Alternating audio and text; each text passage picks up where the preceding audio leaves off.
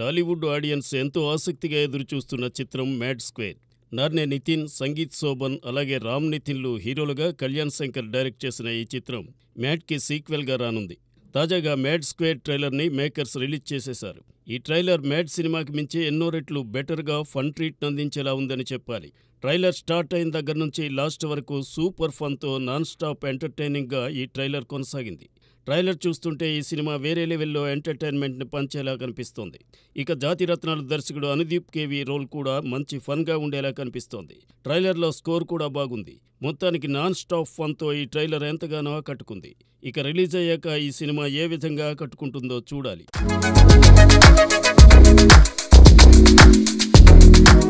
Mass Maharaj Raviteja కెరీర్లో చిరస్థాయిగా నిలిచిన చిత్రం నా ఆటోగ్రాఫ్ స్వీట్ మెమరీస్ మరోసారి ప్రేక్షకుల ముందుకు రానుంది.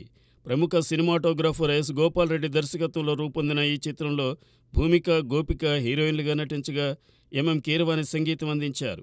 బెల్లంకొండ సురేష్ నిర్మించిన ఈ క్లాస్ మూవీ అప్పట్లో మోస్తరు విజయాన్ని సాధించింది. అయితే ఈ సినిమాలోని పాటలు ఇప్పటికీ క్లాసిక్గా ప్రశంసలు పొందుతున్నాయి. ప్రస్తుతం టాలీవుడ్లో రిలీజ్ ట్రెండ్ జోరుగా సాగుతున్న నేపథ్యంలో ఈ చిత్రం ఏప్రిల్ 5న రిలీజ్ కానుంది. మొదట శివరాత్రి సందర్భంగా విడుదల చేయాలని భావించినప్పటికీ కొన్ని అనివార్య కారణాల వల్ల వాయిదా పడిన ఈ సినిమా ఇప్పుడు కొత్త తేదీతో సిద్ధమైంది. రవితేజ కెరీర్లో అండర్ రేటెడ్ చిత్రంగా గుర్తింపు పొందిన ఈ సినిమా రిలీజ్ కోసం అభిమానులు ఆసక్తిగా ఎదురుచూస్తున్నారు.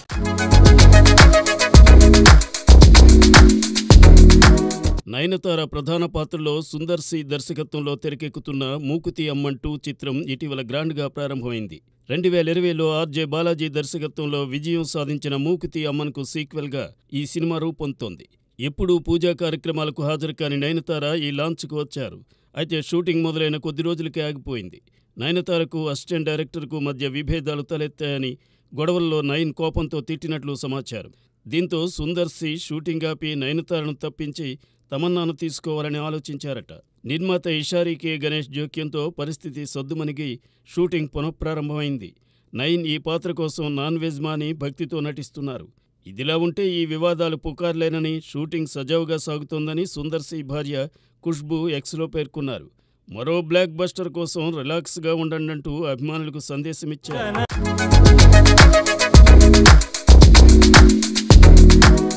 మ్యాన్ ఆఫ్ మాసెస్ ఎన్టీఆర్ తన భార్య ప్రణతి పుట్టినరోజును జపాన్లో ఘనంగా జరుపుకున్నారు. ప్రస్తుతం ఆయన తన తాజా చిత్రం దేవర ప్రమోషన్స్ కోసం జపాన్లో ఉన్నారు. ఈ నెల 28న ఈ సినిమా జపనీస్ భాషలో విడుదల కానుంది. తొలి రోజు ప్రీమియర్ షోలో ఓ అభిమానితో కలిసి డ్యాన్స్ చేసి అందరి దృష్టిని ఆకర్షించారు. రెండో రోజు స్టైలిష్ లుక్లో జపాన్లోని ప్రదేశాలను సందర్శించారు. ఈ పర్యటనలో భార్య ప్రణతి కూడా ఉండగా ఆమె పుట్టినరోజు సందర్భంగా సోమవారం రాత్రి వేడుకలు జరిగాయి.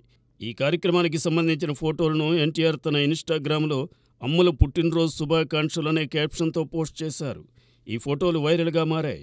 సినిమా ప్రమోషన్స్తో పాటు వ్యక్తిగత జీవితంలోని సంతోషకర క్షణాలను అభిమానులతో పంచుకుంటూ ఎన్టీఆర్ సందడి చేస్తున్నారు.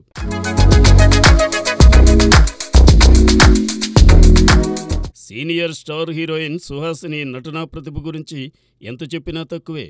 1980లో తమిళ చిత్రం నెంజతై కిళ్లతేతో సినీ రంగంలో కడుగుపెట్టిన ఆమె 90వ దశకంలో స్టార్ హీరోయిన్గా దక్షిణాది చిత్రసీమలో వెలుగొందారు. తెలుగు, తమిళం, కన్నడ, మలయాళం భాషల్లో ఎన్నో విజయవంతమైన చిత్రాల్లో నటించి పలువురు ప్రముఖ హీరోలతో జోడీ కట్టి తనకంటూ ప్రత్యేక స్థానం సంపాదించారు.